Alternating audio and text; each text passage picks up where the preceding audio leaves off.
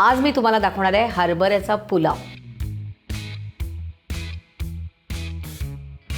चला आता सुरुवात करूया। आधी गॅस सुरू करूया। 3 टेबलस्पून आपण तेल घेतोय कारण आपल्याला पुलाव करायचा आहे। तेल तापलेलं आहे।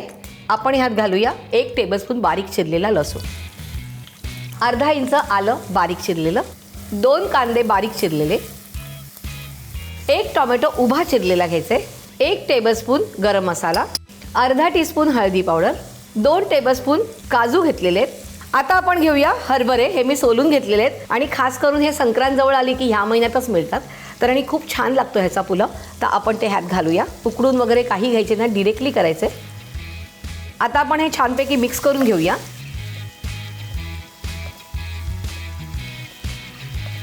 आता आपण ह्यात घालूया मीठ चवीप्रमाणे। आता आपण ह्यात घालूया बासमती तांदूळ,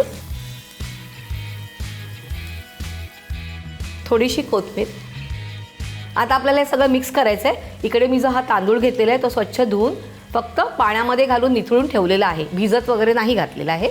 तर आता आपण हे मिक्स करूया।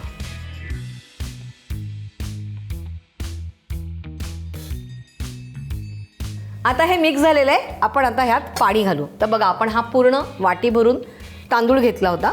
आधी आपण सुरुवातीला 1.5 वाटीच घालायचं आहे, तर आपण 1 वाटी घेऊया आणि नंतर लागलंच तर मी अर्ध पुन्हा घालणार आहे। आता हे मिक्स करूया। पाणी ह्यासाठी मी 1.5 वाटी घेतलेलं आहे कारण तांदूळ कधी कधी नवीन असेल ना तर तो चिकट होतो, तर आपल्याला पुलाव हा चिकट नाही करायचा आहे, म्हणून मी 1.5 वाटी घातलेलं आहे पाणी।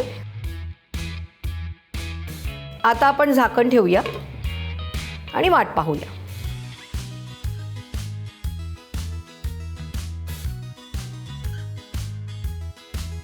बघूया पुलाव झालाय की नाही।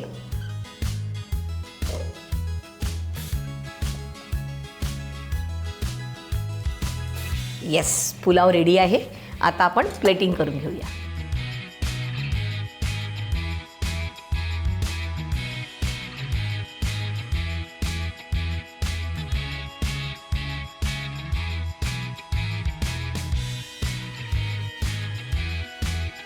गरमागरम हरभऱ्याचा पुलाव तयार आहे।